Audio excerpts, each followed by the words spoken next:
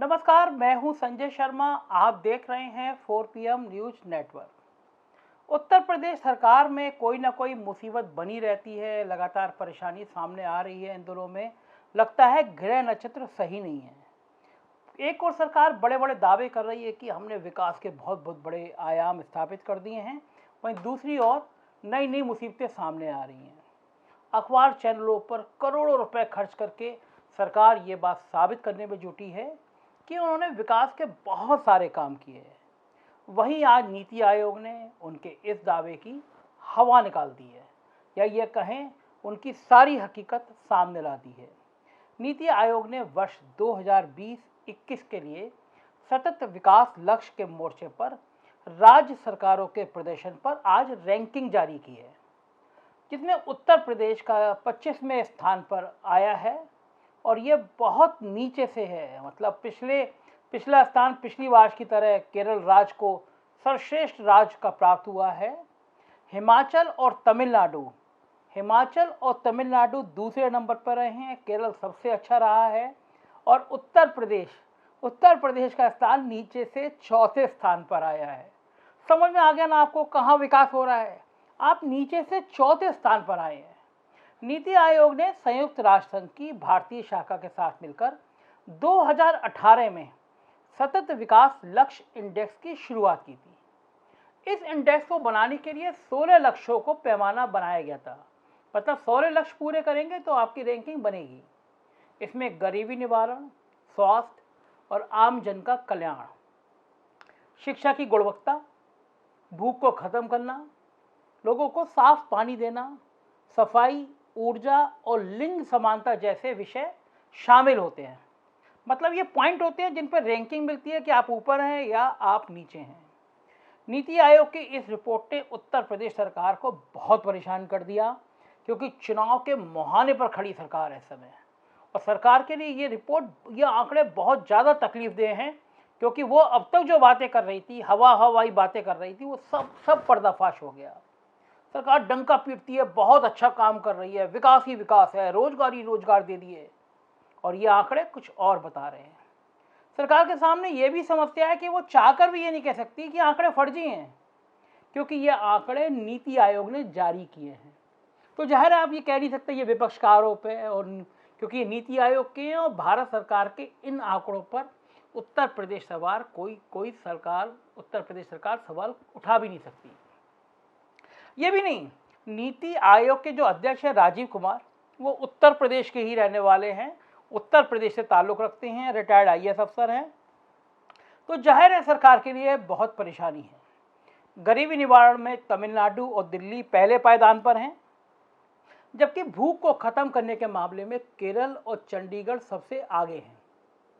अच्छे स्वास्थ्य के मामले में गुजरात और दिल्ली ने सबसे शानदार काम किया है।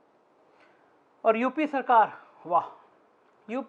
के लिए शर्मनाक बात है कि पड़ोसी राज्य उत्तराखंड, वो देश में तीसरे स्थान पर आ गया। उत्तराखंड छोटा सा राज्य, उसने इतना बेहतर काम किया, वो तीसरे स्थान पर आ गया, और यूपी 25वें स्थान पर है। असल यूपी की नौकरशाही लगातार सरकार को, मुख्यमंत्री को गुमराह कर रही है। नए नए आंकड़े ले आते हैं जिनका कोई धरातल से मतलब ही नहीं होता है। अखबार में आंकड़े छपा दिए जाते हैं, हकीकत से कोई वास्ता नहीं है। आप जानकारी मांग लीजिए, ये कहाँ पे हैं आंकड़े, बता दीजिए, रिकॉर्ड दे दीजिए, कोई रिकॉर्ड नहीं दिया जाएगा। आप सूचना के अधिकार के तहत सवाल पूछेंगे तो सवाल नहीं दिया जाएगा, रटी रटाई कहानी दे दी जाएगी। तो आखिर इस कहानी के आधार पर आप कब तक झूठ चला सकते हैं? ना रोजगार है, ना लोगों की अच्छी शिक्षा है, ना साफ पानी है, ना प्रदूषण के क्षेत्र में काम है। कम से कम ये आंकड़े तो यही बता रहे हैं। अब आप बड़ी मोटी मोटी बात समझिए, कह दिया जाता है कि हमने इतने लाख, इतने करोड़ रोजगार दे दिए।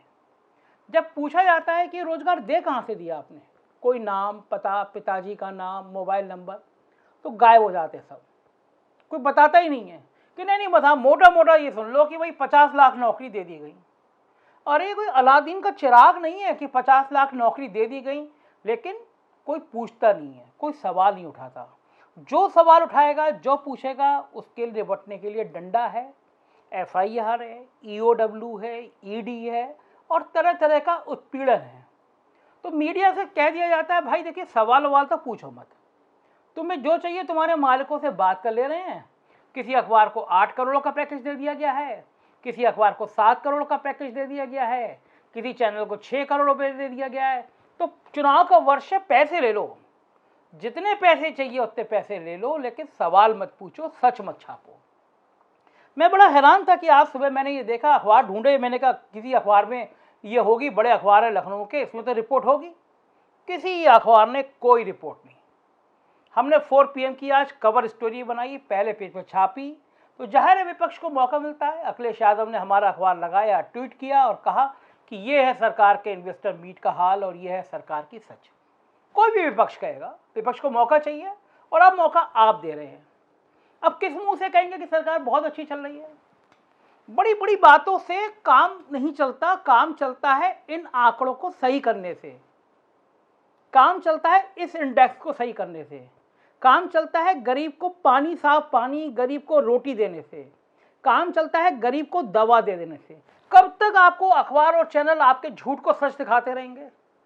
और क्या फर्क पड़ेगा? जी, हर गांव में चले जाइए, शहर में चले जाइए, हर तीसरे व्यक्ति का कोई नातेदार, कोई रिश्तेदार, कोई दोस्त कोविड से मरा है।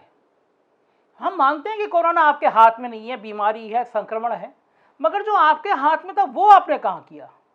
मैं कम से कम 1 दर्जन गाँव में गया, एक भी गांव में उस समय ये नहीं कहा कि कोई मेडिकल टीम आई हो, कोई सैनिटाइजेशन हुआ हो, कोई किट आई हो, कोई दवा बांटी गई हो, कोई इंजेक्शन लगाया गया हो, कोई वैक्सीन लगाई गई हो। लेकिन आपके सरकारी प्रेस नोट में सब कुछ ठीक था, सारा मौसम हरियाली हरियाली लिए हुए था, कहीं कोई शिकायत नहीं थी। रोज आप एक प्रेस नोट जारी कर दिया करते थे, भाई ऑक्सीजन भी है, कोई वेंटिलेटर भी है, इंजेक्शन भी है, दवा भी है, अखबार छाप दिया करते थे। तो क्या अब जनता को नहीं पता? सोशल मीडिया पे ये बात हर कोई कहने लगा है कि अखबार करोड़ों रुपए के लेके छाप रहे हैं। जब आप सब चीजें पारदर्शी करते हैं तो एक अपनी सूचना विभाग है, उसकी वेबसाइट पे भी डाल दीजिए ना कि इस अखबार ने इतने करोड़ रुपए लिए हैं, इस चैनल ने इतने करोड़ रुपए का विज्ञापन लिया है। तो कम से कम जनता को ये तो समझ में आ जाए कि वो जो अखबार, जो मैगजीन, जो चैनल देख रहा है उसने सरकार से इतना अनुदान प्राप्त किया है, तो हम ये यकीन करें या नहीं करें कि ये खबर सही है या नहीं सही है। गंगा में के आसपास बहती हुई, दबी हुई लाशों पे अगर आप किसी अखबार में फ़ोटो छपवा लेते हैं और ये कहते हैं कि ये तो परंपरा है, तो इस कहानी पे कोई भरोसा नहीं करेगा। चर्चा वो वाशिंगटन पोस्ट और न्यूयॉर्क टाइम्स में इतनी बड़ी छपी हुई फ़ोटो की हो रही है। जो जर्नलिस्ट स्पॉट पे गए हैं, जिन पत्रकारों ने अपनी आंख से देखा है, वो बताते हैं। वो कहाँ चला जाएगा रिकॉर्ड कि आप लाशों की काउंटिंग नहीं करा रहे थे, आप लाशों की संख्या नहीं बता रहे थे।